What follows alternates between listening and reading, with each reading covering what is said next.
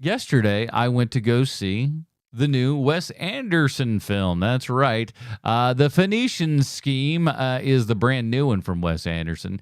Here's the IMDb plotline. As we know, IMDb always 100% correcting everything they say and or do. Let me see if I can make this sucker a little bigger so I can see it because I don't see very well. A wealthy businessman, Jaja Cardola, I won't pronounce names correctly, appoints his only daughter, a nun, as sole heir to his estate. As I did not read this ahead of time, clearly.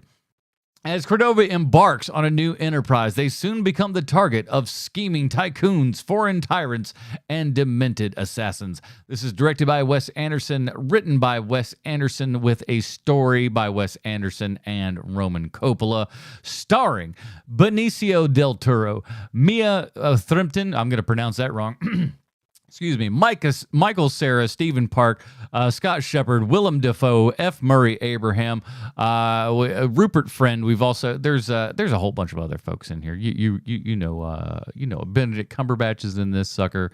All of his regulars and more.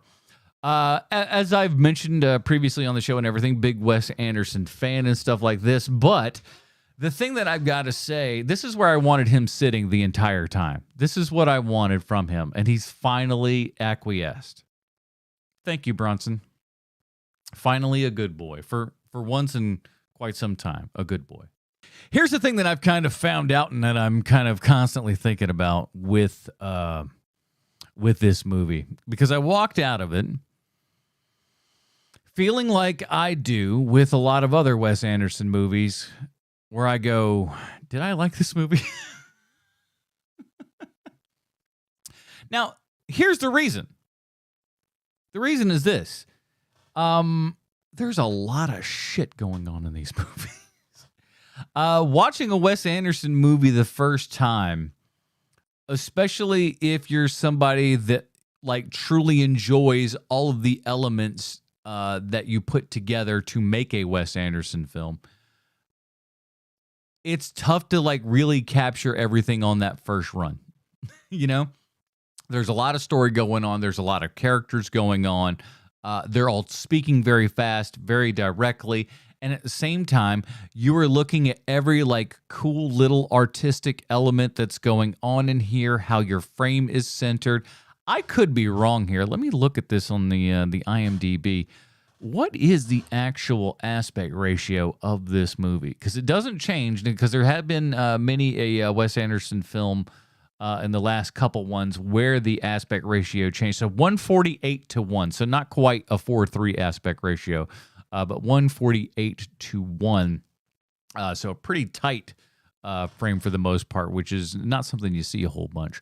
But just to see how every picture is framed, every shot is put together and stuff like that, the just pinpointness of it all.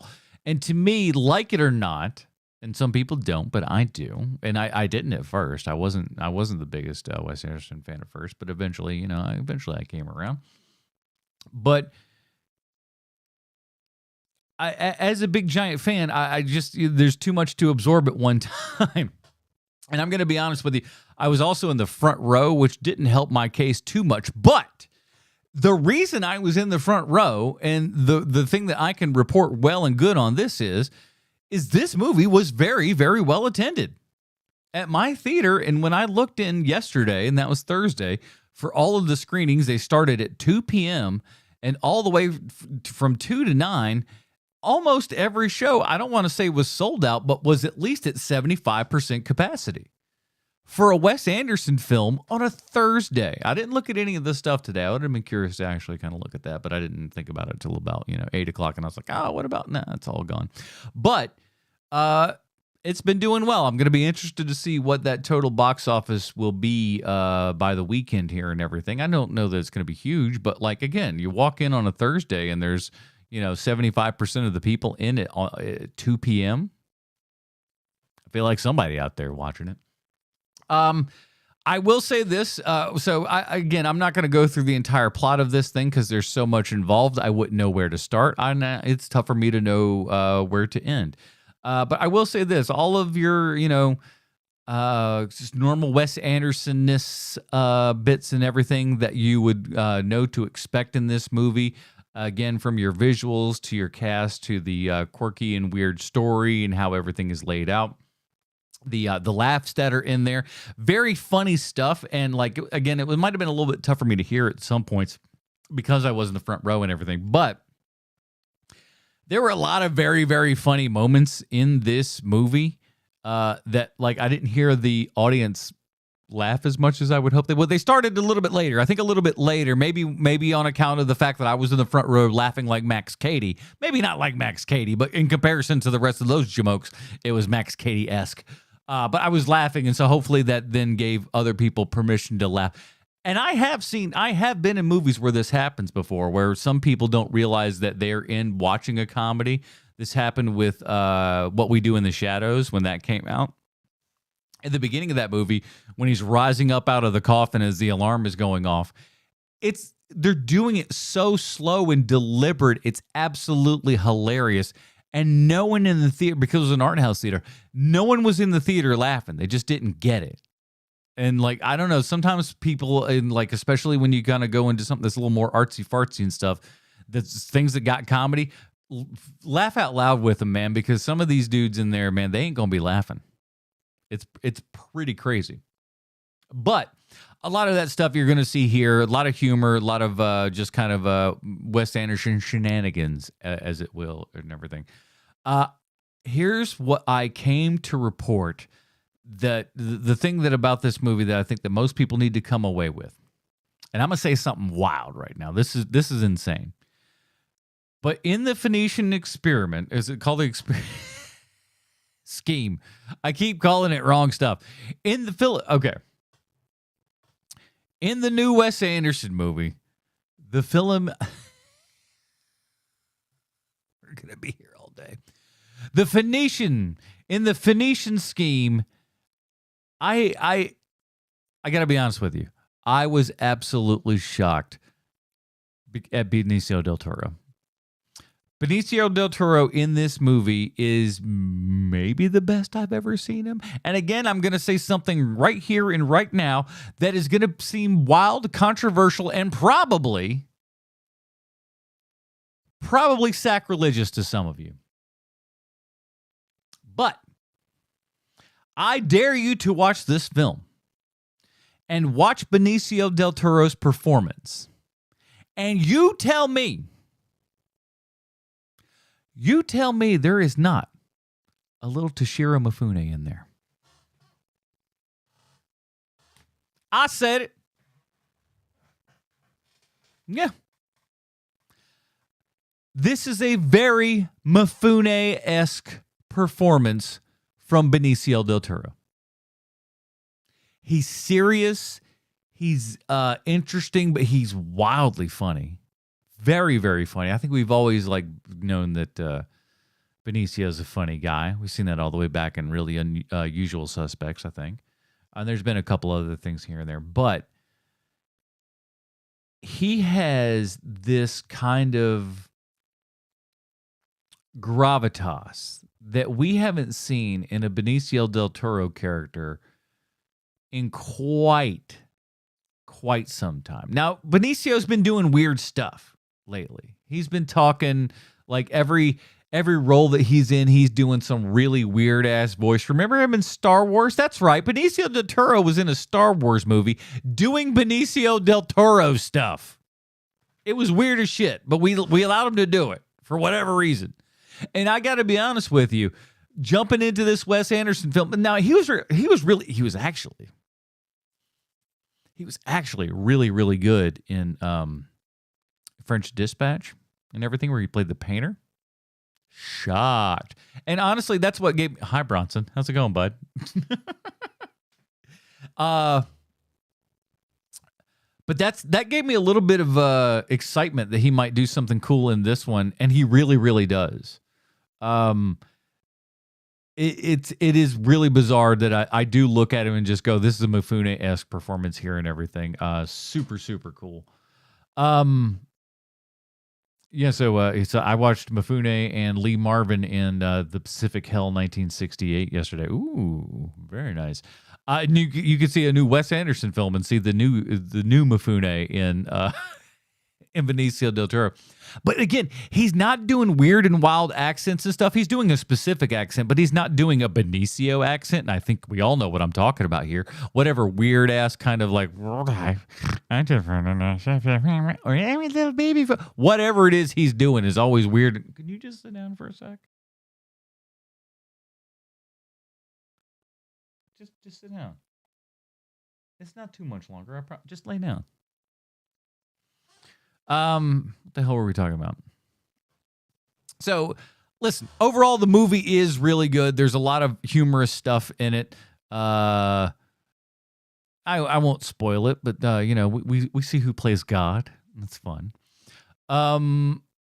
Overall, though, I will say this because my dad actually mentioned he'd seen some advertisements and stuff for this, and he was just like, you know what? That looks pretty good. I'm interested in that movie. And there was a little something. There's a little something deep down inside that said, I don't know about all this. I've seen enough Wes Anderson films, and I know my father well enough.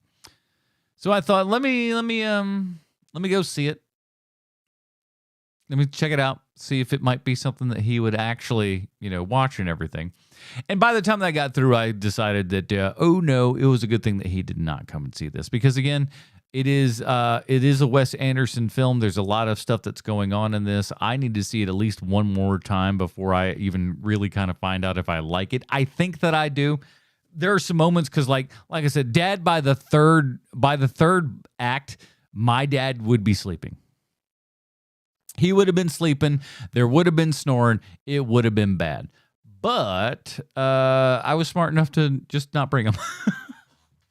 So.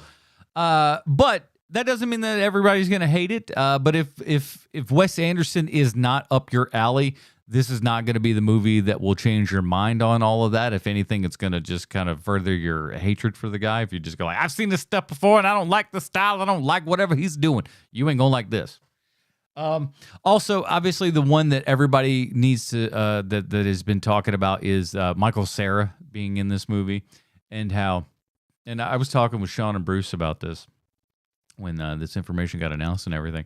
And my thought was like the casting director. It's like for whatever reason, through all these years, for whatever reason, Wes Anderson has just never seen a Michael Cera film or a television show or anything like that. It's all passed him up for whatever reason. And then just one day, his faithful servant, casting director just poof, sir, and he's got a piece of paper in his hand. He's just goes, sir, we found him. And Wes Anderson grabs it. Oh my God. And then just got Michael Cera in there.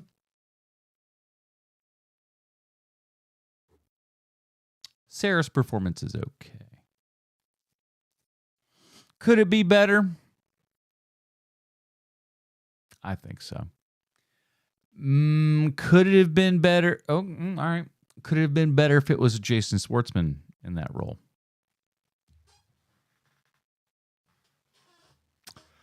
I think it might.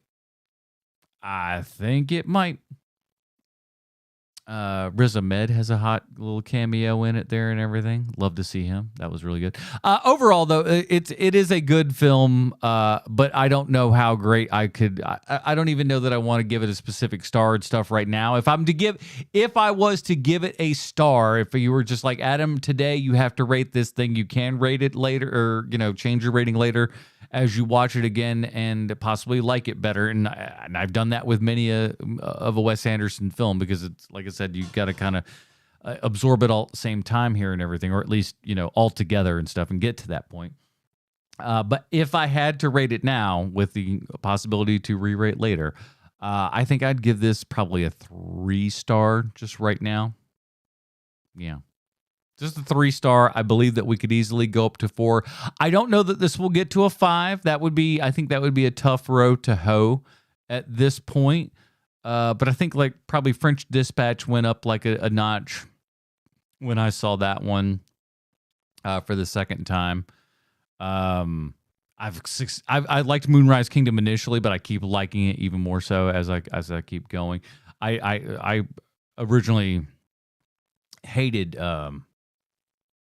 Royal Tenenbaums. I initially hated that movie, and it took like by about the third time I go like, oh, I finally understood what Wes Anderson was doing at that point. And I didn't get it up until a certain point, but then I kind of figured it out and whatnot. But overall, I'd say a 3 out of 5 stars on that. Those are my recommendations for you right now. If you indeed are a Wes Anderson fan, the Phoenician Scheme is probably going to be up your alley. So check all that out.